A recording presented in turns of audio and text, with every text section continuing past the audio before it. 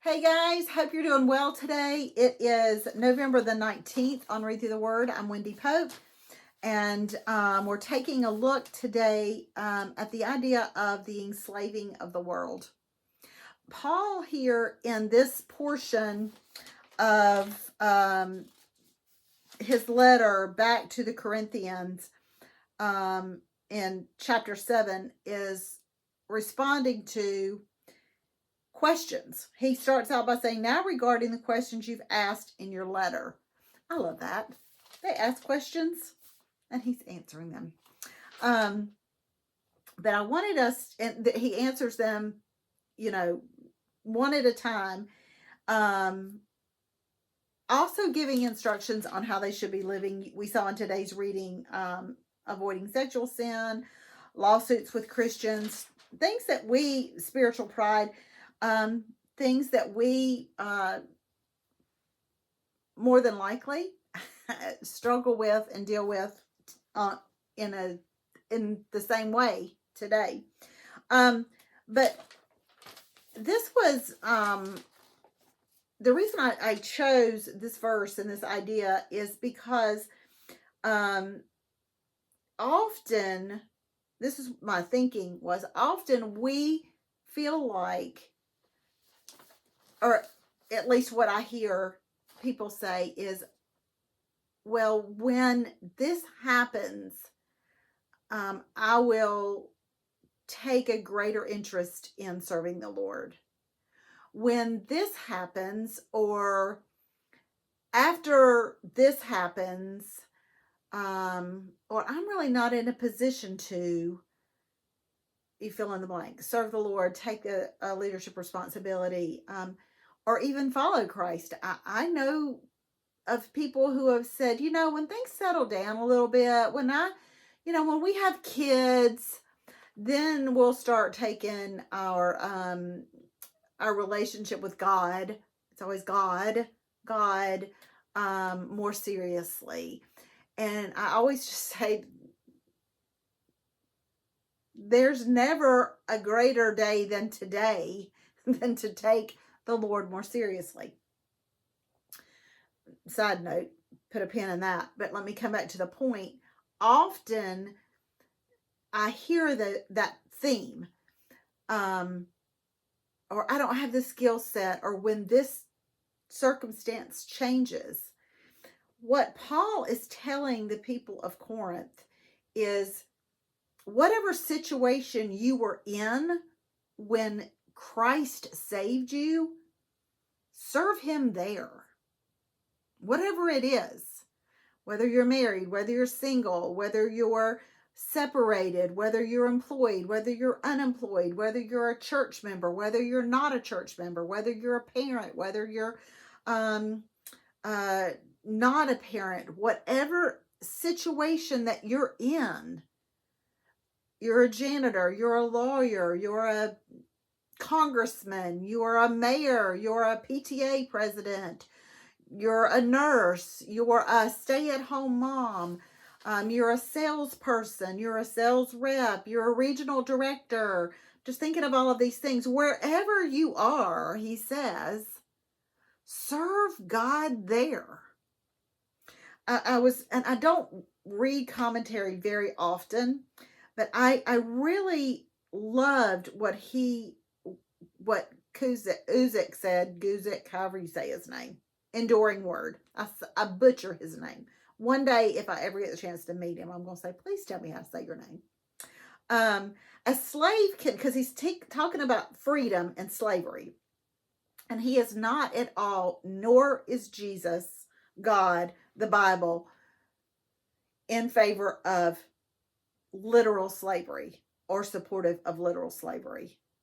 Okay, I'm just going to lay that out there. That's a lesson for another day, but there's a lot of support for that being true. A slave can please God as a slave. He should not live his life thinking, I can't do anything for God now, but if I was free, I would. So often we use our position, our place of wherever we are as an excuse for not serving, not paying attention to, not growing in our faith. And Paul is going, don't use that as an excuse. Whatever situation you were in, he says, when God found you, when Christ saved you, serve him there. And he says a word of caution: don't be slaves of men. This is true not only in regard to literal slavery, as I said before, but in spiritual slavery also. And I love this of Spurgeon. This is really where I wanted to land. Do not follow even good men slavishly. That's a mouthful. Slavishly. Do not say, I am of Paul, I am of Apollos, I am of Calvin, I am of Wesley. Did Calvin redeem you? Did Wesley redeem you? Did he die for you? We have got to be so very careful of who we are following. I have said for the decades that I have been in ministry, do not follow me. I don't mean like on social media, but I mean, don't follow me. I'm going to fail you. I'm going to let you down. I am going to disappoint you because I am human. But I can promise you that I will do my best to guide and lead as God leads me, and be as humble as I can when I make mistakes, to walk this journey with you. Has been the theme of my ministry since the Lord called me here. Spurgeon goes on to say, I will follow anybody if he goes Christ's way. But I will follow nobody by the grace of God if he does not go in that direction. We have got to be so careful not to be following people, not to use excuses for why we're not engaging intimately with the Lord and in his word, the position or current state of our life. That can't be a reason why we are not advancing our faith.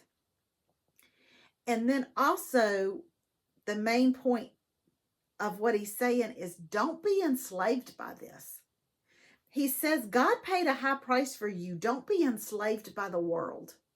And I listed some verses and some ways that the world will enslave us. And the world, the ruler of this world, Satan, and his directives are so crafty that they can spin the web. That power and influence and authority, you can use that for God. That position you're in, you can use that for God. Those possessions that you have, you can use those for God. That notoriety, you can be a voice for God. Yes, you can. But they spin the narrative. He spins the narrative and spins the web, catches you up in it, to where it makes you uncomfortable to share the gospel, to be a witness for the Lord. I have heard by more and more celebrities, I will say, stars, especially in the music industry, even the Christian music industry. I don't want to be a wet blanket on it, but here it is. That these record companies, these recording and publishing companies, I will give you the contract. I will record your album. Yes, I love your voice. And then silence that voice by directing you what you can and cannot address from the stage or from the page. Oh, don't go there. That's too far. That's too strong. We don't want to offend anyone. We want to be inclusive. We want to make sure we're walking the line. We're speaking truth, speaking it in love, but let's be careful not to step on anyone's toes. That's how Satan spins the narrative. He controls from the stage and from the page what the stars, who went in with great intentions to be influencers and writers and recording artists for the kingdom of God, to grow the kingdom, and then all of a sudden they're enslaved. We have to be careful. The gate is narrowing. The gate is narrowing. And we have to be keenly aware of where we're being led and how we're being led and who is leading us. Take care. Have a great day. And we'll see you next time on Read Through the Word.